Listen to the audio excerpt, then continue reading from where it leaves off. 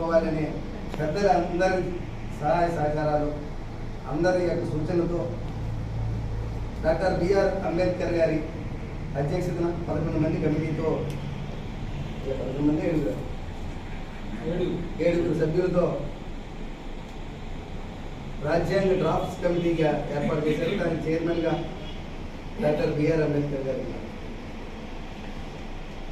సుమారు 1948 ఆగస్టు 15 నుంచి నా హృదయపూర్వక నమస్కారాలు తెలియజేసుకుంటున్నాను.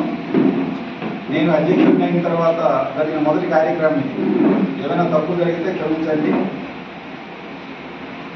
ప్రధానంగా ఈ కార్యక్రమం ముఖ్య ఉద్దేశం ఏంటంటే సంవిధాన్ గౌరవ్ అభియాన్ రాజ్యాంగ సన్మాన్ కార్యక్రమం 75వ రాజ్యాంగం ఏర్పడిన తర్వాత 75 కాబట్టి భారత విభజన దినోత్సవం సందర్భంగా ఈ కార్యక్రమం చేసుకుంటున్నాం. అయితే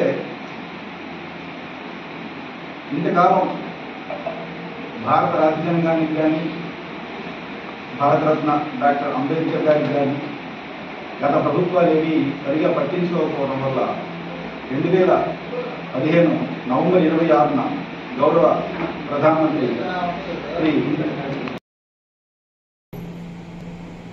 అలాగే నేటి మన ముఖ్య అతిథి పిక్చర్ల నియోజకవర్గం నుండి ఆంధ్రప్రదేశ్ శాసనసభకి ఎన్నికైనటువంటి శాసనసభ్యులు శ్రీ ఎన్ ఈశ్వరరావు గారు, పూర్వం అధ్యక్షులు ఉమామహేశ్వరరావు గారు, రాష్ట్ర ప్రధాన కార్యదర్శి అంతకు పూర్వం అధ్యక్షులుగా పనిచేసినటువంటి వేణుగోపాలం గారు, ఇక్కడికి చేసినటువంటి ఈ యొక్క